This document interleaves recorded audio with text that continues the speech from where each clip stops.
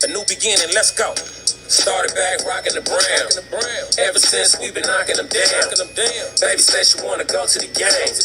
Taught her how to say Padre gang. Started back rocking the brown. Ever since we've been knocking them down. Mitchell and Ness with the old school name. All of the homies holler Padre gang. Yeah, that.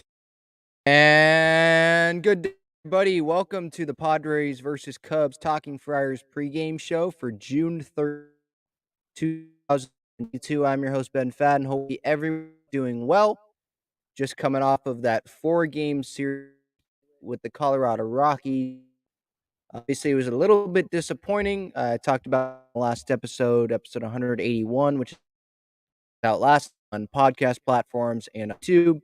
But heading into today's series, I'm in a good mood. I think this is a good series. The Padres, the Cubs just got knocked around the Yankees at Yankee Stadium. They're dealing with a lot of injuries right now. Wilson is healthy, like say Suzuki's on the IL. And tonight they have the favorable matchup to start the first of 4. So back-to-back 4-game series. They had 4 Colorado, the doubleheader on Saturday, and then they had 4 Monday, Tuesday, Wednesday, Thursday with the Cubs. The good for them is those 4 games, the 3 of the series are night games. And because I know some players, they don't all like the days, right? And they're only one day game in this series. Is gonna be the Thursday game, like 11:20 our time. Hello, Michael. Hello, Irie. Hello, Mike. I already said you. What's up, Tupac 13? Well,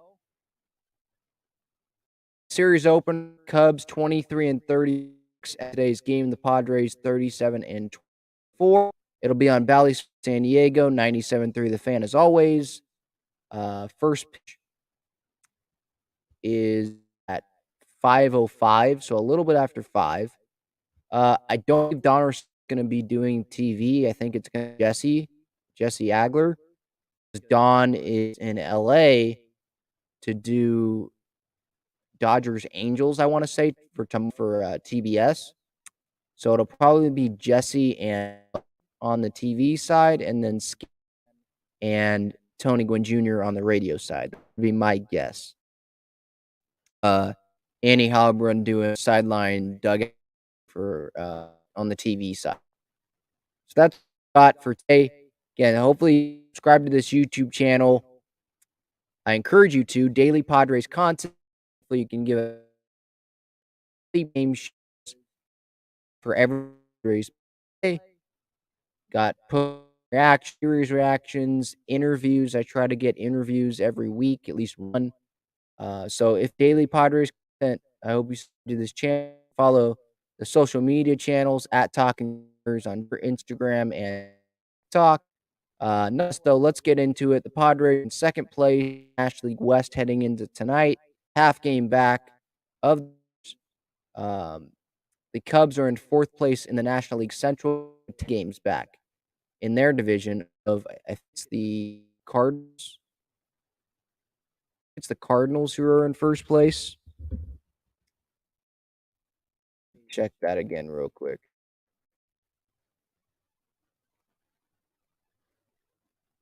Yes, the Cardinals are a half game up on the Brewers in the National League Central. So the Cubs are a ways away. They're well on 500, while the Padres are 100. So this is definitely a favorable matchup. Darvish on the mound for the Padres, and then Justin Steele. Yeah, that's his name. Justin Steele on the mound for the Cubs. He has a 4.79 ERA going into today's matchup. Darvish, last time out was that Mets start, 7 shutout innings, allowed only 2 hits, didn't walk anyone, struck out 6, was in total command the entire time. So hopefully he can continue that. He has faced the Cubs yet this season, making his return back to Wrigley for the Cubs for a couple seasons there. He was traded along with Victor Caratini prior to the 2020 season. That was like within a week a week span of the Musgrove trade happening. Was it Snell that happened, I think, during that offseason as well? They were like back-to-back trades. It was wild what was pulling off there. As for Justin, his last start, 7 innings, 1 earned, so he had another. So both of these starters had starts back. 3 walks last time, out 1, and he's not a big strikeout guy. Look at his game. Well, maybe a couple starts, a few starts. But there's a lot of, 4 strikeouts, 1 strikeout, 2 strikeout, 4 strikeout, 3 strikeout, 2 strikeouts, 1 strikeout. Um, and he's had only 2 shutouts that he's so far this year. Give 3 or more runs 4 times, gave up 7 runs against Cincinnati on May 26th. So he's definitely someone the Padres can to at home though. Um, it looks like he's been pitching pretty well. His last start was at home against he went 7 innings, didn't give up, or excuse me, he did gave up 1 run. Then he went 5 innings runs against Milwaukee. A first at home, went 5 innings, no runs against the Dodgers. A 8 home, 4 innings, runs. His like the outing that he gave up 7 runs, that was on the road. The outing that he gave up 4 runs on April 30th was against Milwaukee at Milwaukee. So you definitely can get to him. Comment Lightning or the Avalanche though. That does until I think Wednesday. Who would I pick? Definitely. I'm not going to pick anyone else until the Lightning lose. That's just the way it was. Or that's just the way that it's going to be. Sorry, I'm looking for updates in case Ryan Flaherty sits down with media. Because Clev, Morejon, Melvin, and Christensen can't go team right now. They're not on the road trip. Well, maybe they are. They can't fly out. They couldn't go with the team. So I'm just seeing if Flaherty's still managed. Just on the lineup, I think that he is still managing. Because it's not Ryan Christensen's handwriting. I don't know if this is Ryan Flaherty's handwriting. I tweeted it out at Talking Friars on Twitter. I think that's his handwriting. This was the written today. And we'll get into line. I thought it was kind of funny. It was spelled with a K. Maybe this is just Flaherty joke them or Bow's joke, but I thought the name is C. I don't think it's Jacob. Is the B with a K? Manuel Machado, 3rd.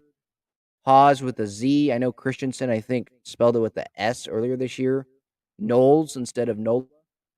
PG for Grisham, and then Sugar for Jose Azocar. So no Marzara in there.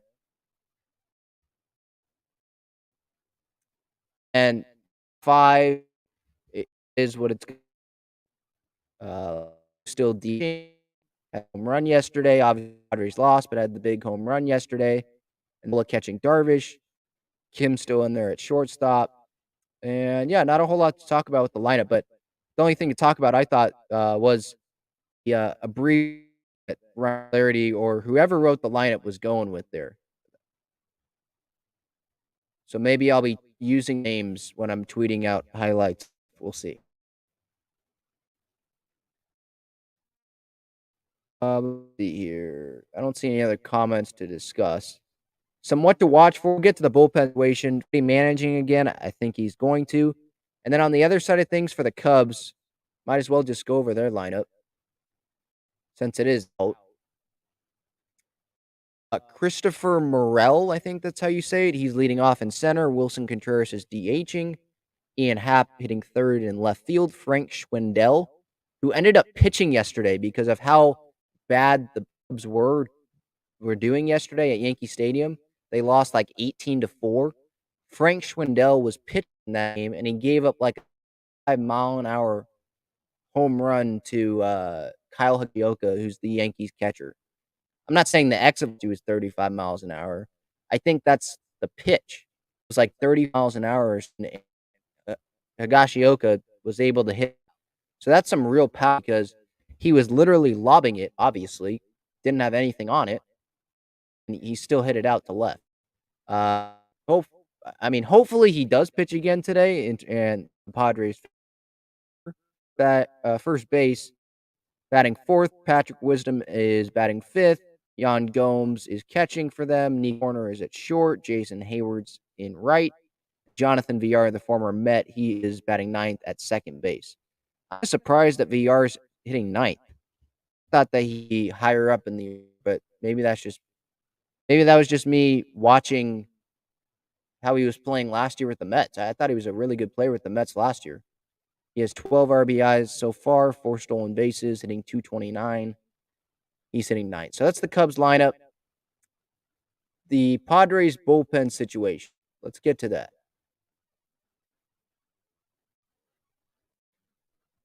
Here it is. So yesterday, obviously in the loss, Luis Garcia gave up those 2 runs in that 8th inning on the Ryan McMahon double. Not worried about him. As I said yesterday on the series reaction episode, Garcia had allowed a run in only 4 of his 24 appearances this year. He ended yesterday's game with 8 scoreless appearances, so not worried about him. Yeah, he made a bad pitch, whatever. But like the guys that got on, from what I remember, it was soft contact. But Hill had 12 pitches yesterday, Garcia 23. He's probably down today after going 2 straight days. Chris Matt, they probably try to stay away from today, 14 and 10 yesterday. But definitely Steven Wilson, definitely Tyler, Kerr. I'm not saying Kerr and Tyler would be like their high leverage guys, saying the guys would be available today. Rogers, good news. I think Hill. So I think if we're saying that Darvish goes 6 innings, always try to do this. If the starter goes 6 innings, 7, 8, 9, who would you think it would be today? Based on the bullpen chart here that I put out every day before every game, I would think that they'd probably go Wilson. Maybe. Dang. Wilson. Do you trust him in the 7th or the 8th inning to get a full inning in? Maybe they do. So maybe it's Wilson, Hill, and Rogers. Or you could see, because he hadn't pitched in a while before pitching on Saturday. Go 9 pitches there. Didn't pitch yesterday. Maybe he goes pitches in the 8th inning. Not 8th and 9th, like full 8th inning. But maybe it's like a 5-out save that he tries to get, or a 4-out save. And to finish off. Or no. Maybe it would be Hill finishing off an inning for Wilson. Like that. I don't know. But Garcia, they're probably try to not pick him. So Darvish, that'll be huge because obviously, as you can probably hear and see me trying to just go through this on the fly here, not a whole lot of eligible options. Obviously, Stammen you're going to want to stay away from. Chris would be 3 straight days. Hill's just, he's more of a matchup to me. Garcia, that's the 3 straight days. So maybe they go Ray Kerr as well. That's another option. So that's the bullpen situation. Taylor Rogers definitely going to get a lot of time today, I would think. I think definitely in the 9th, obviously, in a save situation. And then if in the 8th inning, if the situation arises and struggling, if they put him in the 8th or something, and he goes and gets a 4-out save or a 4-out save because of how less he's pitched. I was about to say how much he's pitched. He hasn't pitched a whole lot recently, so that could play into the Padres' favor for tonight. Padre pick for today is going to go. I'm going to go with Manny. No one really has faced Justin Steele matchup wise, so can't go off of that. And you got Manny at the top of the order, obviously hitting third. Justin Steele's a lefty, a left versus right matchup. And Manny, the way he's playing this year, he's always a really pick. Yesterday, I went with Crony. He went 0 for 4, so I'm 36-20 now so far this season in my pregame show Padre pick. Let me know in the comments if you guys play along. Let me know who you would pick today. If you could only pick one Padre to get a hit today, who would you pick? Again, today's starts at 5:05. Padres are 37-24 entering night, and the Cubs are 23-36. Did you guys see, by the way, outside the field, the flag? You know how they have the flags for every team? The flag for the Padres isn't Padres colors. It's it's still like the 2006. It's like they think that we're still in 2006. Let me share this real quick with you.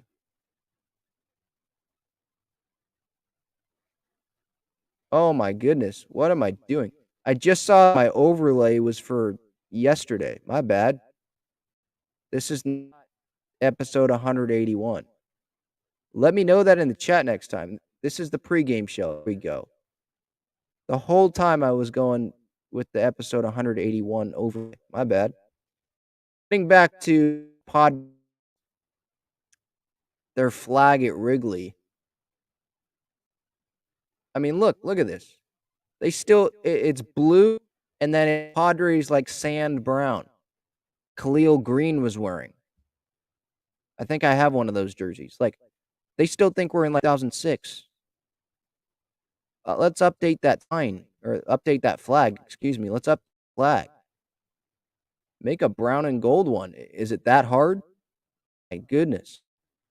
Makes you look like really out of touch.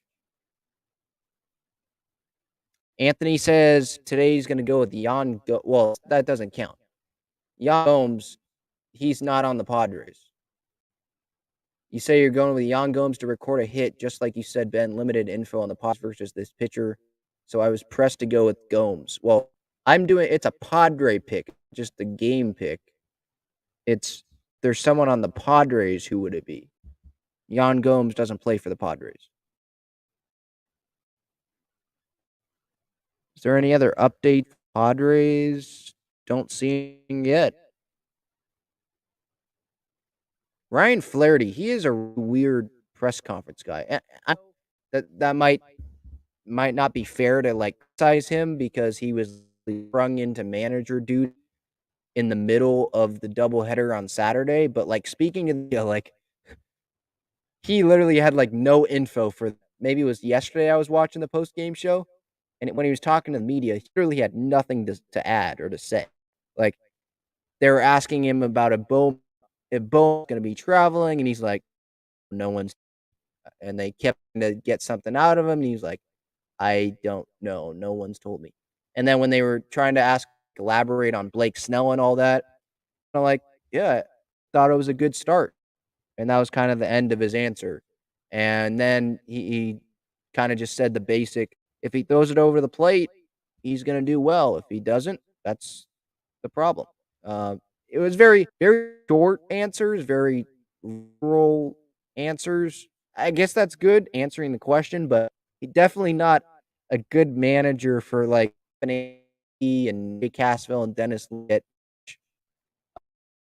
out of and get long quotes out of. Bob Melvin definitely probably does a better job at that. I know the media like scan like usually gets the first like question or whatever. Most of these questions the media asks, they're not even like questions. They're kind of like talk about Blake's performance tonight. Mel will be like, I thought he was really good, or yeah, the fourth inning, the first inning for the Mets start. Yeah, that took a lot out of him. 40. You put yourself in a deep hole. He just got to throw the ball over the. He kind of elaborates where Ryan Flaherty that didn't really seem like the case yesterday. Just me, but that's what I thought. Anything else to go over? Let's see. Some MLB notes. If there's any notes. I mean, the new power rankings that came out didn't make a lot of sense. Strasburg's back on the IL after starting on Thursday. That sucks for him. Man. The power rankings, this week, the Dodgers were ranked ahead of the Padres despite being swept by a Giants team that isn't in the top 10 of MLB.com's power rank. And I'll share my screen with the list. I did comment on this, I think, on Twitter today. Let me go find it. Here it is.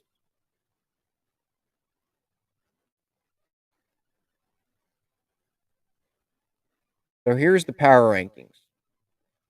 So Yankees are 1. This just put out today, I think. Mets are 2. Okay. Dodgers are 3. Padres are 4. I mean, I like them being in the top 5. Whenever they're in the top 5, it's going to be kind of hard to complain. Astros, Blue Jays, Cardinals. Don't really know why the Cardinals were gold. They're red, blue, and white. But anyway, they're 8. Twins 9. Rays 10. The Giants are not even in the top 10. And the Dodgers are probably going to be without Walker Buehler, and Arias sucked the other day. So putting all that into account, I don't really know why they're ahead of the Padres when the Padres are necking them in the division. I understand the Dodgers have the record, but in terms of rankings and weekly rankings, it should pretty much be like in this. You look at the records, but it should be looking at, hey, what happened this week? Are they playing well? Injuries, taking that into account. Doesn't really seem like they took that into account here with these power rankings. Again, power rankings are kind of like the laziest topic or laziest article or anything that you can do, because what is your judging system? You know, because there's going to be some bias. Like there are voters in this. You know, like um here I'm loading up the MLB.com article because it says I'm trying to find how they even judge these. They say that the DraftKings World Series odds for the Padres right now are 13-1. Don't really know what that means because I don't bet, but there you go for anyone that does know. The rest of the field, the Giants are 12. The Pirates, who the Dodgers got swept by, was it last weekend? They're 26th. And the Dodgers are 4-8 in their last 12 games. So if we're doing power rankings, they're not doing as well as the Padres are recently. So I guess we can get off that topic, but I did see that, and that didn't make a whole lot of sense. Quan says he thinks Strasburg done. Um, there's not a whole lot I can really say to like go against that. In 2019, he was amazing for them in the postseason, right? He came out of the bullpen. Did he come out of the bullpen? He might have came out of the bullpen in the wild card game against the Brewers. Obviously, came through, was the World Series MVP in 2019. Pitched Game 6 to get to a Game 7 for Scherzer to come in and pitch. He was huge. But after that, he got the extension. I'm not saying that he's not working hard once he got the money.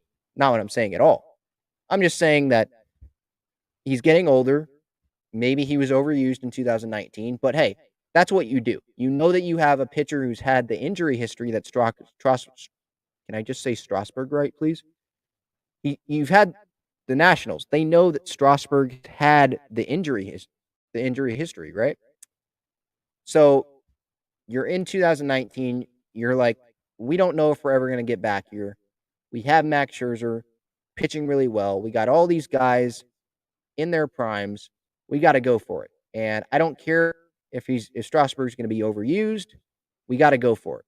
If we pay for it later, like they're doing right now, that's fine. We got a World Series, and that's what happened. So you got to give props to the Nationals for doing that. And I'll admit, I went with my mom to a bunch of his starts at San Diego State, and he was great. It just sucks that what people are going to remember him for right now probably is for his amazing debut against the Pirates for 2019, but probably mostly for his injuries, right? That kind of stinks. I'm kind of just glad that he's not a Padre while the story would have been great, San Diego State, all that, kind of like Ty France, um, having him and paying him all that money for him to not pitch would be infuriating. Gil says, seems like the Padres being super cautious by not bringing up Jose Castillo. Yeah, maybe. I think he would have already been up. I have no idea what's going on with that former A's pitcher. I'm blanking on his name. Yusmeiro Petit, that's who it was, that the Padres signed. He hasn't come up yet. I thought he would have come up soon. I thought they needed that, but he hasn't come up. And then with Lamet, yeah, he was promoted to Triple A. Talked about that, I think, yesterday a little bit. He pitched well in Double A from the game logs I was looking at. I didn't watch him pitch. I'm not watching minor league games. I'm not paying for MILB.TV or whatever it is. But yeah, looking at the game logs, he's been pitching well. And so hopefully Pete Zamora, who's the Double A pitching coach there, hopefully he helped them out and the development guys have started to fix him. All right, I think that'll do it. I don't see any other big comments. Thank you, everyone, for watching live. If you're watching on replay, I appreciate it as well. I encourage you to hit the like button and turn on the notifications after you hit the subscribe button so you don't miss any Padres content that I put out on a daily basis. Enjoy your Monday night. Padres Cubs tonight, a little after 5 o'clock Pacific time. As always, I'll be posting highlights on the Twitter account at Talking Friars. Have a good one, everyone. See ya.